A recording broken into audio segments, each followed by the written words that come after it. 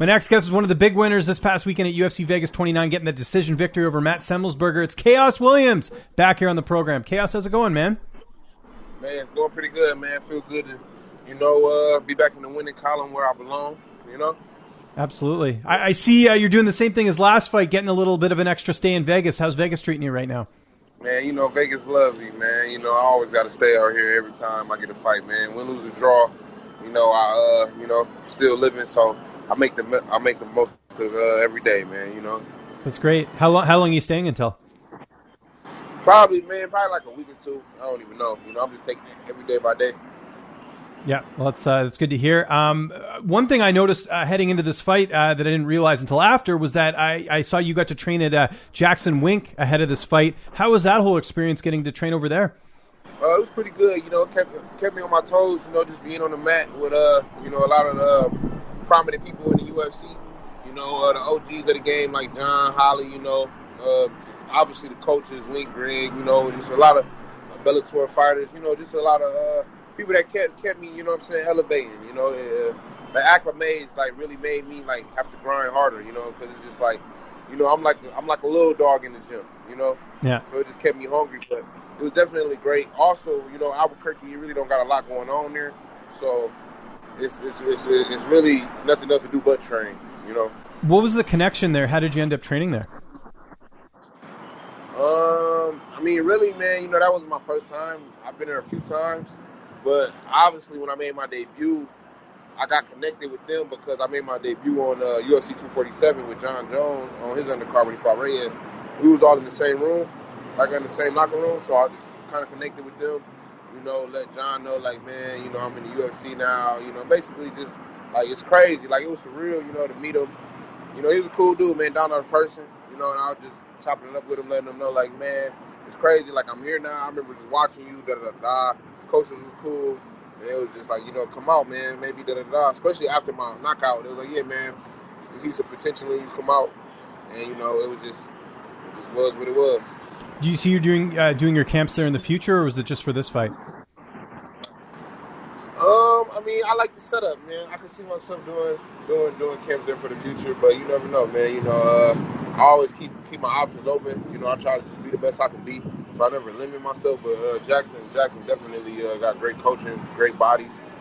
Just overall, just good energy. I met some good people out there, sponsors. Just good, just some good human beings out there, man. And just last thing on Jackson Wink, obviously, or I'm assuming you got to see Clarissa Shields when you were down there. What did you think about her win a few weeks ago in PFL? Pretty impressive for her to come back and get the victory. I was happy for her, man. Obviously everybody know that she got hands. Everybody know that she got hands. Everybody was, her opponent did what she was supposed to do, try to take her down, try to grind her out. But I was happy that she came. She was able to get that sprawl and, pull out that win, man. I was definitely happy for her, man. Speaking of wins, you're coming off a big one on the weekend. What was the game plan heading into that fight with Matt Semelsberger? My game plan was really, man, just take advantage of if he make a mistake, he got to pay. Out there at Jackson, we had a good game plan. Like I said, I seen a couple holes in his game, and, I tried to exploit him. I caught him with a few clean shots. He caught me with some clean shots too, man. It was a good fight, man. It was tougher than I thought he was going to be. But, really it was just take advantage of the opportunity, and just be first, How confident were you when it went to the judges' scorecards? Because you never know with some of the decisions. I was super confident, man. I was confident with my last fight, but I know it was closer then than it was now. But that's why I had my hands up. You know what I mean? I was confident with the last fight. Every round that go by, as a fighter, you calculating in your head okay, maybe I might be down this round, or maybe it might be a close round, or I hit him 10 times, or I might have hit him 20 times. He probably hit me 10 times. So you think you got the round. You know what I'm saying? Numbers don't lie, so you calculating it. But this fight, I really had it in my head that I knew I had it because the volume was out there. I was like, to go to the judges, they're not about to play me like they did last time. I felt like they gave my last fight, in all respect to him, he was a game opponent. Obviously, he got 20 more fights than I do, so he got a little bit more cage experience. He knew what to do, how to make it look good.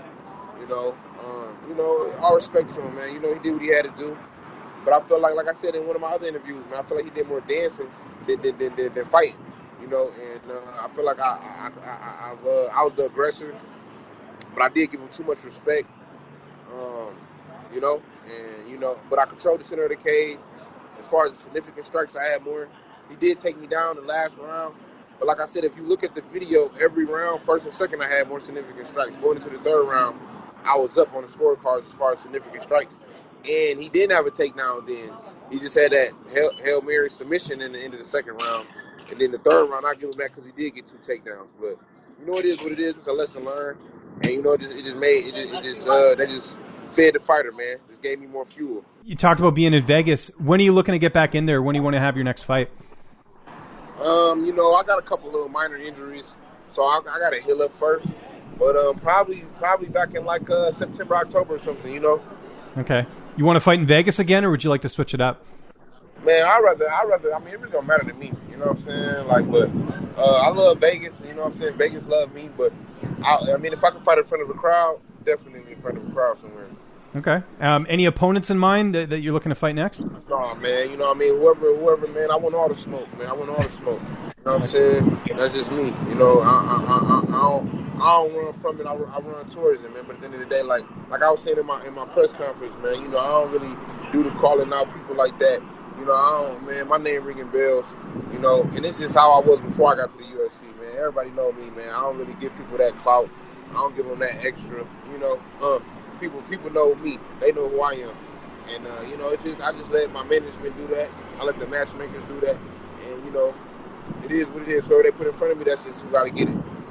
Speaking of management, Brandon Moreno, who's under your banner, won the flyweight title a few weeks ago. How inspiring was that, just seeing a guy that got released from the UFC and then made it all the way to becoming a UFC champion? Man, it was super inspiring, man. Like I always tell people, man, you got to believe in yourself, man. Anything possible, man. People might not see your vision. You know what I'm saying? They might not see your vision, but that's just human nature. Nobody gonna believe in you like you gonna believe in you. You know what I'm saying? Look at Walt Disney, for example. People called him crazy because he had a mouse in his head, but it was Mickey Mouse. You know what I'm saying? So it's just like same with like the Wright brothers. And a lot of other entrepreneurs and just people really dreaming big. Henry Ford. It's just like. People dreamed about, you know what I'm saying?